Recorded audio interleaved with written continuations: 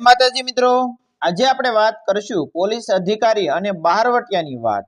જ્યાં સુધી તમે ઉપવાસ નહીં છોડો ત્યાં સુધી મારે પણ અનજળ હરામ છે। શિવા ગોર ભાવનગર રાજ્યના ખુંખાર બહારવટિયાઓને ઠામે મુકામ કરવા માટે સેલભાઈ દવે નામનો એક જુવાન મર્દ પોલીસ ઉપરી રાજમાં ગામડાઓની નિર્ભયતાનો સંદેશ આપવા માટે ગામડે ગામડે મુકામ કરે છે। બંદૂકમાંથી ગોળી છોડતા પહેલા સેલભાઈ બહારવટિયાને અભયવચન પણ આપે છે કે જો તું શરણે થઈ જા તો તને સારી જિંદગી જીવતો કરીશ। આવા સેલભાઈ મહુવા પ્રાંગણામાં ફરતા ફરતા કળસાર ગામે મુકામ કરે છે। સેલભાઈ આવે છે એવી વાત સાંભળીને આસપાસના ગામવાસીઓ કળસાર ગામે ઉમટે પડે છે। બોલો ભાઈઓ, સેલભાઈએ સભાને સર્વગ્રાહી નજરે નિહાળીને પ્રશ્ન કર્યો, કોઈ સુખ દુઃખ, કોઈ કામકાજ?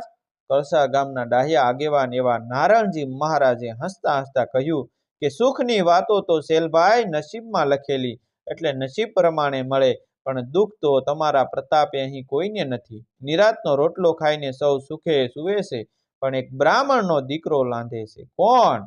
આપણા દિયાળ ગામનો શિવો ગોર। શિવો પસાયતો? શિવો તો દિયાળ ગામનો ચોકીદાર, સૌના દુઃખનો સાથી। સેલભાઈ આંસુ મરકીને બોલ્યા, શિવાને લાંધવાનો વારો શાનો આવ્યો હે બાપા?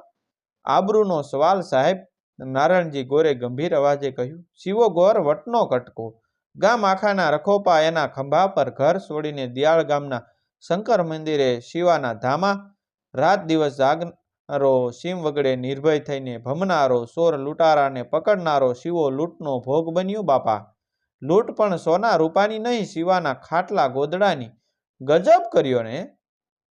સેલભાઈ ગંભીર બન્યા, શિવા માટે તો ગજબ, કાળો ગજબ કહેવાય। આખા ગામની ચીજ વસ્તુ અકબંધ રાખનાર ચોકીદારની ચીજ જાય ત્યારે મોત બગડે કે બીજું કાંઈ? એટલે શિવાએ પ્રતિજ્ઞા કરી છે કે મારો ખાટલો ને ગોદડું ખુદ ચોર આવીને મૂકી જાય ત્યાર પછી જ હું અનજળ લઈશ, અને શિવો શંકર મંદિરે લાંધવા બેઠો છે। સેલભાઈએ પોતાની બાજુમાં બેઠેલા ફોજદાર સામે નજર માંડી, સાહેબ, ફોજદારથી ગેંગે ફેંગે થઈ ગયું। શિવા ગોરે ફરિયાદ નથી લખાવી, છતાં આપણે તપાસ કરવી છે। શિવો ફરિયાદ શાનો કરે ફોજદાર? સેલભાઈ દાઢમાંથી બોલ્યા, સાવજની બોર્ડમાં કોઈ હાથ નાખે ત્યારે સાવજ ફરિયાદ કરે? અને સડપ દઈને સેલભાઈ ઊભા થયા, મારે હવે શિવા પાસે જવું પડશે। આખી સભા સ્પદ બની ગયો। એક સાધારણ ચોકીદાર માટે રાજનો પોલીસ ઉપરી કેટલો વિહવળ બની ગયો એ જોઈને સૌની આંખો પહોળી થઈ ગઈ। પણ સાહેબ, કળસારના મુખીનો ચહેરો રઘવાયો બન્યો। આપના માટે દૂધપાક સૂલે સડી ગયો છે। મુખી એક બ્રાહ્મણનો દીકરો, અને તે પણ મારો ચોકીદાર લાંધવા બેઠો છે, એણે અણજળ છોડ્યા છે, એવા વખતે મારે ક્યાં મોઢે દૂધપાક ખાવો હે? આટલું બોલતા બોલતા તો સેલભાઈ ઘોડા પાસે પહોંચી પણ ગયા, અને મને માફ કરજો, હું હવે રોકાઈ નહીં શકું। મારતે ઘોડે સેલભાઈ દિયાળ ગામે પહોંચ્યા। કોઈકે શિવા ગોરને વાવડ દીધા કે કોઈના ઘોડા તબડ તબડી બોલતા આવે છે। શિવાએ જોયું તો આ તો ફોજદારના ઉપરીનો ઉપરી, અને એનોય ઉપરી હોય એવો સેલભાઈ દવે। અરે આ તો, અને શિવા ગોરે શંકર મંદિરના ઓટલેથી ઠેકડો માર્યો। ઉપવાસની નબળાઈ કોણ જાણે ક્યાં ગઈ? તે છોડીને સેલભાઈના પગ પાસે, રાખો શિવા ગોર, રાખો। સેલભાઈએ શિવાને છાતીએ સાંપ્યો, પગે લાગીને મને પાપમાં કા નાખો બાપા, હું તો સાવ રાંક ચોકીદાર। શિવાનો સાદ ગળગળો બન્યો, મારો ચોકીદાર રાંક ન હોય શિવા ગોર? સેલભાઈએ ગર્વથી શિવાનો વાસો ઠપકાર્યો, તમે રાંકની જેમ કાં થઈ ગયા? ઉપવાસ સિદ્ધને? રાંક નથી સાહેબ, શિવાએ કહ્યું, પણ આમાં મારી મરદાઈનો ખપ નથી પડ્યો। કોઈકે ઉંદર કામા કર્યા, બાકી સામી સાતીએ મારી સામે જો આવ્યો હોત ને તો આપને પોરસ ચડે એવા સમાચાર મળત કે શિવાએ રંગ રાખ્યો। શાબાશ શાબાશ, સેલભાઈ ખુશ થયા। એટલે ઉંદર કામા કરનારને મારી આબરૂને માથે સીણી મૂકી, શું કરું? ફરિયાદથી મારાથી થાય નહીં, આબરૂ રાખવા એ સિવાય કોઈ ઉપાય નથી। તો શિવા મહારાજ, સેલભાઈ શંકર મંદિર તરફ ચાલ્યા, હવે તો હું પણ તમારી ભેળો, પણ શું કામે? ચોકીદાર મૂંઝવણમાં મુકાણો, તમે મારી ભેળ ન થાવ બાપા। શોભો બાપા, હું તો લાઘવા બેઠો છું, તે હું પણ લાંધવા જ બેસે? જ્યાં સુધી તમે ઉપવાસ નહીં છોડો ત્યાં સુધી મારે પણ અણજળ હરામ છે। શિવો ગોર સાહેબ, શિવા ગોરનો અવાજ તરડાયો, આવો કોપ ન કરાય, આપ તો મહાન માણસ છો, હું તો સાધારણ ચોકીદાર છું। આ પ્રતિજ્ઞા છોડી દો। છોડીશ? સેલભાઈ હસ્યા, તમે તમારી પ્રતિજ્ઞા છોડશો એ જ પળે છોડીશ। હા હા, રાખો બાપ, રાખો। હવે શિવા ગોરે હાથ ઊંચો કર્યો, આ પળેથી હું મારી પ્રતિજ્ઞા છોડું છું। આપ જ મને જળપાન કરાવો.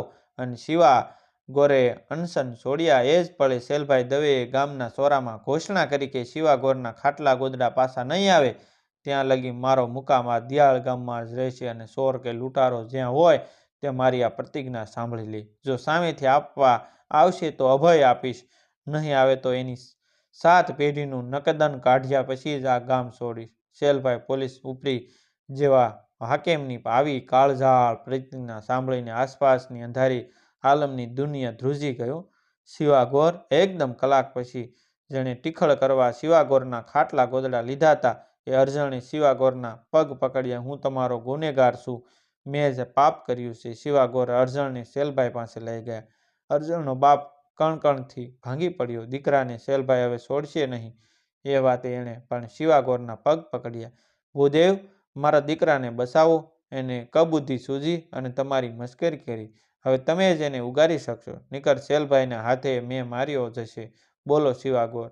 શેલભાઈએ ગુનેગાર સામે આંગળી સીંધીને કહ્યું, અને તમે કહો તો કાળી કોટડીમાં આખી જિંદગી પૂરી નાખું. બાપા સાહેબ, શિવાગોર હાથ જોડીને બોલ્યા, મારી એક અરજ સાંભળવી પડશે અને વેણ પણ રાખવું પડશે. ગુનેગાર માટે વેણ? તમારું શેલભાઈ હસ્યા. હા સાહેબ, સોરું કસોરું થાય, માવતર કવતર ન થાય. શિવાગોરે વિનંતી કરી, આ અરજણ છોકરું છે, બચારાએ ટીખળ કરવાની ભૂલ કરી, પણ એનો બાપ રાતા પાણીએ રોવે છે, માટે જાતો કરો. શિવાગોર, જેણે તમારી આબરૂ ઉપર ઘા કર્યો એને મારે છોડી મૂકવો? શેલભાઈ વળી પાછા હસ્યા. આમાં તો મારી આબરૂ વધી સાહેબ. શિવાગોરે હસતા હસતા કીધું, જો આ ન બન્યું હોત તો આપ મારે ત્યાં ક્યારે પધારત? એલા અરજણ, શેલાભાઈ છોકરાના બાપને બોલાવ્યો. આ શિવાગોર જોયો? એના પગમાં પડી જા, તારો જન્મારો સફળ થાય. લઈ જા તારા દીકરાને. ભાવ વિભોર થઈને બાપ દીકરો ચાલી નીકળ્યા. ચોરી નહીં કરવાની પ્રતિજ્ઞા લઈને કળસારનો દૂધપાક પડતો મૂકીને આવેલ શેલભાઈએ પછી શિવાગોરને આંગણે છોડી જાડી કળીનું શાક અને બાજરાનો રોટલો એવા પ્રેમથી ખાધો કે શિવાની આંખોમાં જળજળી આવ્યા. તોરણ ને માંથી લીધેલ છે. નાનાભાઈ જેબલિયાના લેખક છે. આ વાર્તાને અનુરૂપ એક વાર્તા અમે અહીં મૂકવાનો પ્રયત્ન કર્યો છે. થેન્ક યુ મિત્રો. મળશું આપણે એક જ વિડીયો સાથે, એક નવી વાર્તા સાથે. ત્યાં સુધી આપ સૌ અમારી ચેનલની અંદર જે